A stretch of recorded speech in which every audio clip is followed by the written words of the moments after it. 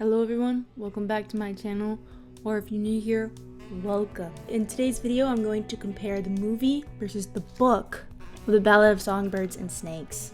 I will be sharing my thoughts of the film, having read the book before, to judge how well the movie interpreted or told the story of the book. Let me just give you some background on my knowledge on the franchise. Before watching this movie, I have read all the books. I took the time to read all of them. I've watched the movies multiple times over the period of my life. In my spare time, I like to compare book versus movie adaptations. When I heard that Susan Collins was going to release another book and that it was going to be a prequel about President Snow, I had my doubts, okay? If you're a fan of the Hunger Games, you know that President Snow is not a good person. Therefore, the thought that this book was going to be bad was running through my head until I heard that they were going to make a movie about it. So I was like, great, now I have to read it. I knew that if I read this book, it would better my understanding of Snow's character overall and his motives with Katniss and the overall Hunger Games. Disclaimer, just a little heads up, I will be spoiling when doing this kind of analysis between the book and the movie. It's going to be some spoilers, okay? I would at least read the book or watch the movie before watching this video. So, book review. I know what happens. I know who this President Snow is. He's not a good guy. So the entire time I was thinking, where is this story going? Where's the twist? What's going to happen and break his character? Because in the beginning of the book, he seems like a normal guy, right? But where is it going to turn into the Snow that we know? Another thought was that this book is way longer than the previous books. This is the second book. First book. They're pretty much the same size, right? Very fast-paced, no dilly-dally, right? Second book, understandable. If I was in charge of the idea to make this into a movie, I would have made this into a series instead of a movie. Perfectly execute all of this needs more time. They needed more time. Now, because of Snow's actions later in the sequels, you would think this guy is like a madman, but in reality, he's very smart. He's capable of empathy, but rather he's a very cautious person. He does have some manipulative tendencies a lot of the time. A lot of the times he would do good things because that's what a good person would do, rather than it coming naturally. If you compare him to Katniss, they're very different people. However, he is capable of love.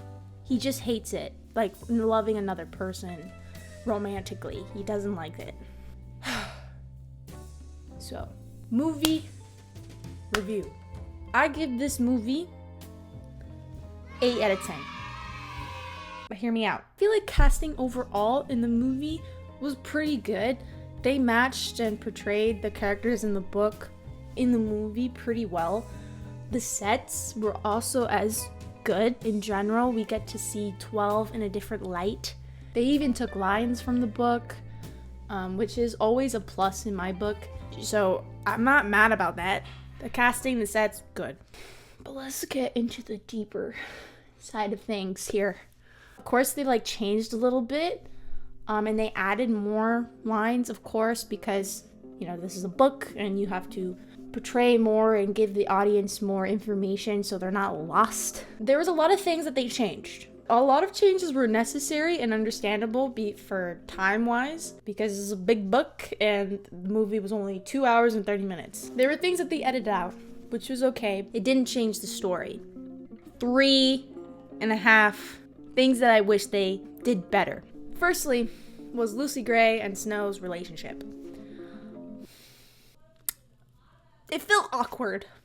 I wish in the movie that they showed the build of the relationship just a little better. In the movie, I felt it was just rushed. Draw out the scenes a little bit longer.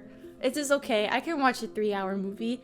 Add more scenes, them growing their relationship. I don't know. It was odd. It would have made a better impact in the end. My second concern was the snake scene. The snake scene when they bring the snakes in their arena.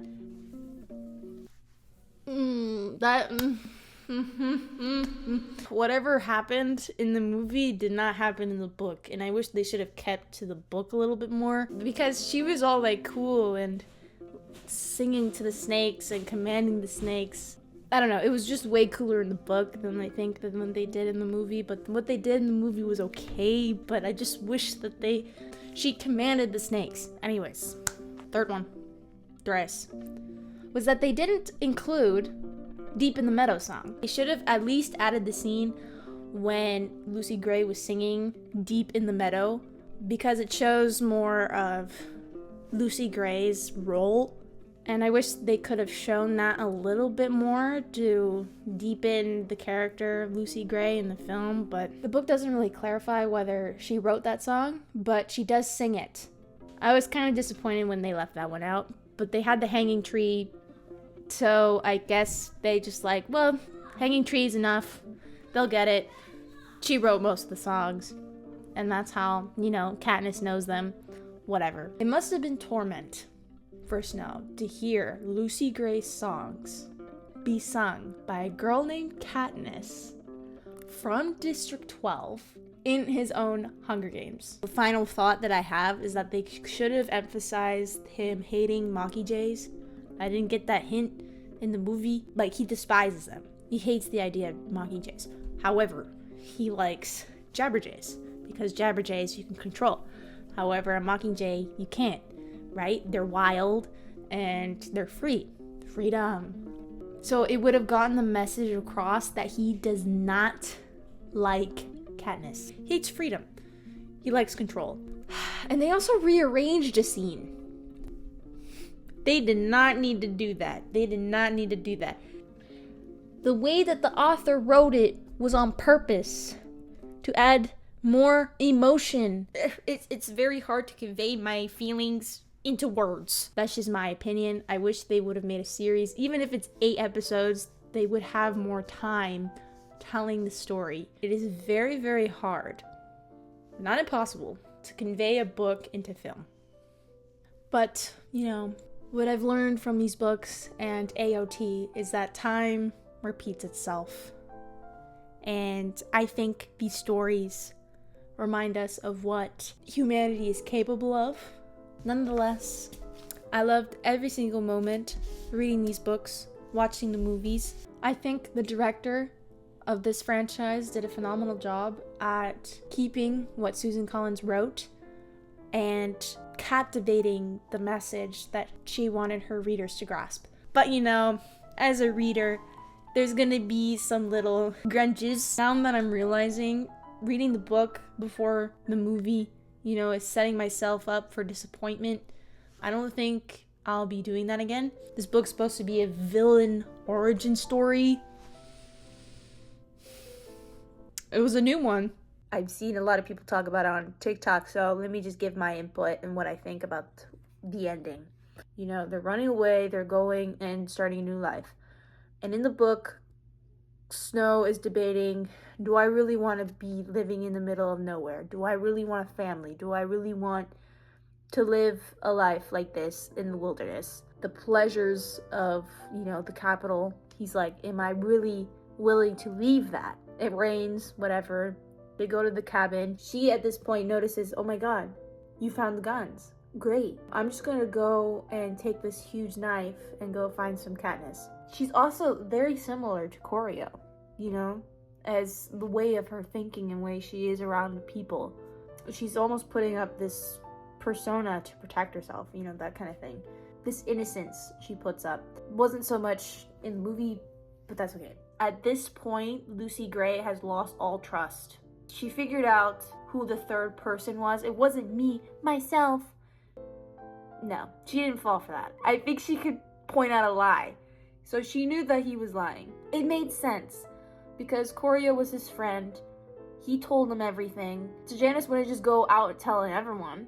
He would only tell people who he trusted, so he trusted Snow. So after he finds the scarf and the snake, he's angry. She figures out who that third person was. And leaving that snake under the scarf and the hanging tree with the songbirds lets Snow know that she knows. And she doesn't trust him anymore. He's a little snitch, a little traitor. Yeah, he puts the pieces together and he's like, fine, I'm leaving. Because the murder weapons are gone. It's her words against his. And if he's gonna go to the Capitol, it's kind of like lost now. That's my analysis. The book versus the movie. Those are my thoughts and feelings on it. If you enjoyed my analysis, give it a like. Also, I would like to give a shout out to my Hoodie Clan members. Hoodie Clan out. I can only say so much, and my opinions might be different from the person that's watching this video. You, the viewer. Everyone can have different opinions. You know, you can disagree with me if you want. It's okay. I won't get offended. Viewer, what do you think on how they did? You know, let me know. Let me know what you think down in the comments. And I will see you guys in the next one.